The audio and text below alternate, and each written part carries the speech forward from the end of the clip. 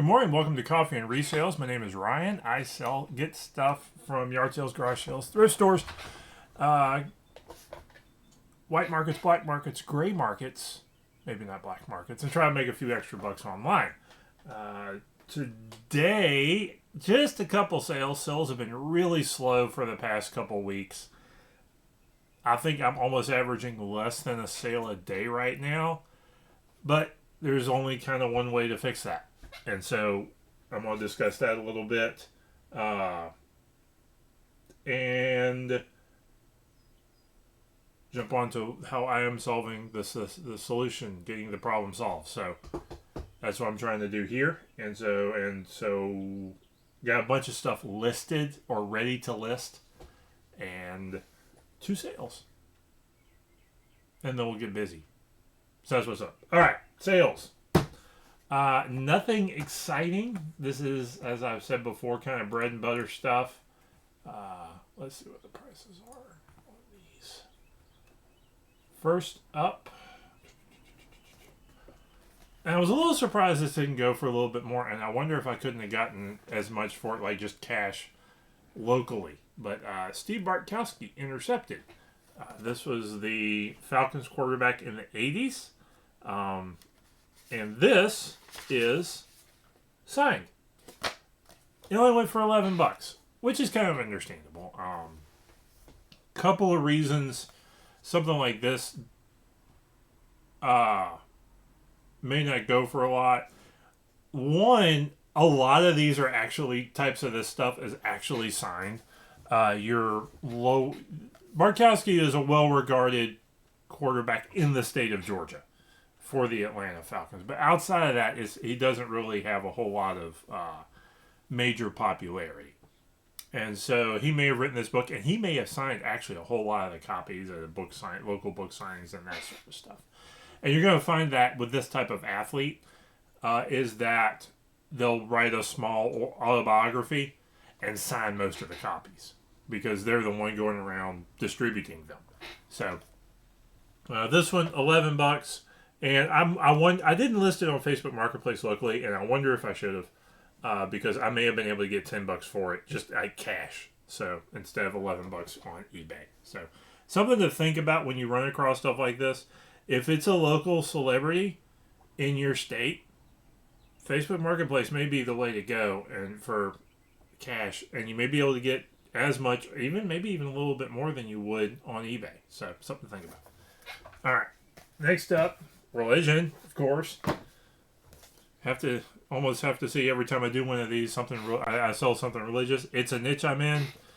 It's a niche that sells. So something we're gonna. So Raptured by Ernest W. Angley. This is actually a novel. This is like Left Behind before Left Behind, basically. I didn't read it, but that's kind of what the gist of what I got. What it was. So that's what this is. So something to think about. And when I picked it up, it was $1 when I picked it up. One of the reasons that I grabbed it, I did look it up. I take that back. I did look it up. But one of the reasons I picked it up to look at is it has several of the markers of the religious books that I like to grab. Older, no barcode. So you have to physically type in. Sometimes you can do a photo on it, photo search on it, but you got to physically type it in. The scanners aren't going to catch these things.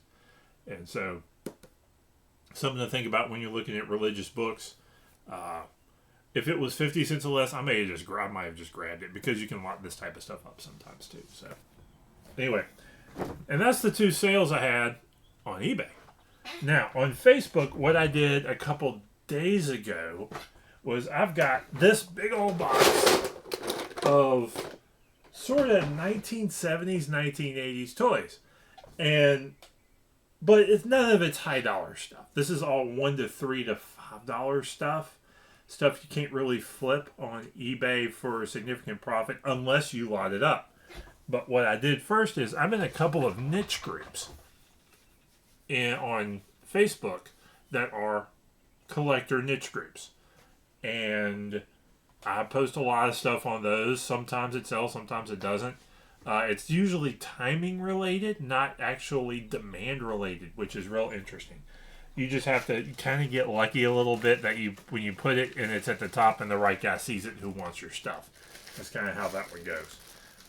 And so what I sold was I've got 3 batches,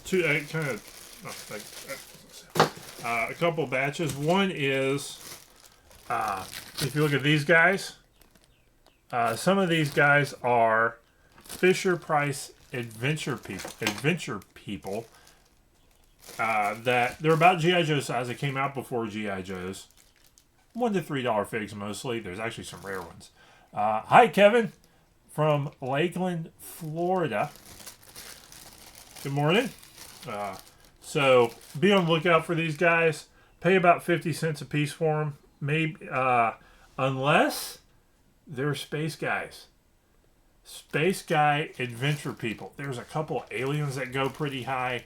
The vehicles are great. I've always loved the adventure people vehicles, even though they don't tend to bring a whole lot of big price tag sometimes. But sold a batch of those. Have a few. This is a Transformer Throttle Bot. This is that wasn't worth a ton of money. A GoBot and another GoBot and another small Transformer. Again, you say Transformers, ew! Not all of them are worth a lot of money. Sometimes you gotta batch them up. Sometimes it's a $5 figure, and that's not really worth selling on eBay by itself. So you gotta figure out other ways to get to. There's a market for them, but you gotta know how to kind of figure out a way to get to sell them that way. And I've actually got a few other questions on a few other things in the box here. So we'll see if I can get some of the rest of that sold. So that was my sales. 2 on eBay, 2 action figure lots. What I did, I took a big picture, said these are $1 to $5 a piece.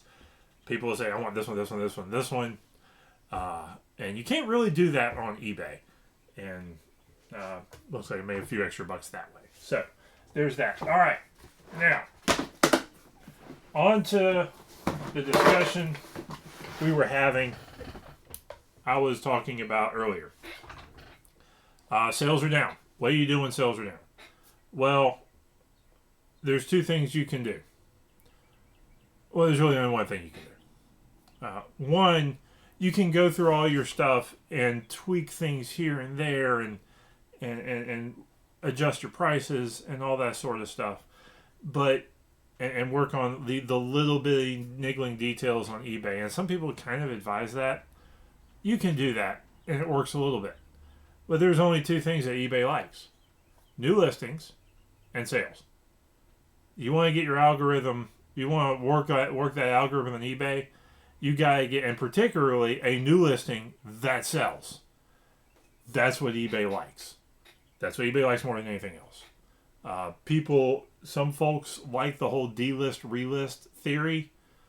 It works to a degree. I don't think it's as big a deal as it is, because if you're delisting and relisting stuff that doesn't sell, then I don't think it helps you all that much. And I ain't got time to do that anyway. So that is what's going on. So I guess I went through, I got a big mess right there that I'm not going to show you.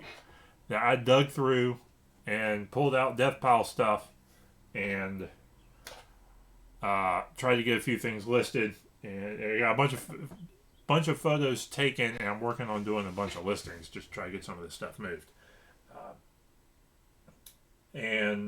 But I think I got one thing that's going to sell that may sell decently coming up pretty soon. Is one of the more aggravating things you can get as a book buyer, and that's big books in sets. This is the International Library of Piano Music. This is number 1. There's 17 just like this. And number 1 through 17. And as any bookseller will tell you, one of the more aggravating things you can go out there and deal with is a box of big books. I have had at least one kind of mess up on me in the recent past of books that I sold a lot of big heavy books. I thought I boxed it up well. The box busted apart I don't know if it was due to the box or due to mishandling of the United States Postal Service, but it busted up and it didn't make it to the buyer. And so that was annoying as all get out. So I have to be really careful. You gotta make sure you got a really good box, and you gotta make sure you tape it really well, and then you pray, because sometimes even that may not do the trick, depending on how it gets handled. So something to think about. But that set is about $8 to $10 a book, and I don't have a complete set, but I'm trying it out anyway. I usually don't like doing incomplete sets, but this one seemed like it might be worth it, so we'll see how it shakes out. So there's that. All right, next up, what we got? I'm kind of going to go through some of the more fun stuff that I'm snagged. Okay, back to toys. This guy, I mean, that's a G.I. Joe, or what is that? What is that? This goes to a Tonka series called Steel Monsters. And Steel Monsters was sort of their attempt at sort of a Mad Max type line. And I have sold the figures, do okay. I haven't looked them up yet, but I have sold some of the figures to these for like the $8, $10, $15 range before. So we'll see how that one goes. Books. Last Battle by C.S. Lewis. Now, a lot of these you may think, oh, those don't sell necessarily all that well by themselves unless they're old. Yeah, but this is like a British edition from 1981, and it's here in the States. Sometimes that means things sell. If you look something up and you trip over something, and all it is that it's like they're sitting in America anywhere. Sometimes it's worth grabbing. So I'm gonna do this one. I'm gonna probably do it between $9 and $12. Do a little more homework on it, but this one may be worth thinking about. I was curious. Is another reason why I got it. Okay, this bad boy. Ugh. This is in American Processed Plastics. American Plastic Toys Inc. Late 90s, early 2000s, 12-inch-ish style G.I. Joe Hummer. They got a license to put that. They would have had to have gotten a license to put that on there too. So it's a Hummer toy. I saw a mint package one. I didn't find it in the recent solds. So I think I only saw one of these in the package for like $100 or something. So I'll grab it. This is one of the great things about Ground Advantage, is you can finally ship something like this for a lot less money than having to deal with priority mail. So I may start it out if I can't get 30 or $40 for this. It still may not be worth going a whole lot lower than about 25, I guess. I'll probably start at about 40 and see what happens. I got to do a little more homework on it and see what's worthwhile doing. See if I can't get at least 25 for it shipped, which means I'll put about $10 in my pocket. If not, flea market sale, $5 to $10, and that'll be fine too. All right, next up. What else can get listed? Okay, couple series here.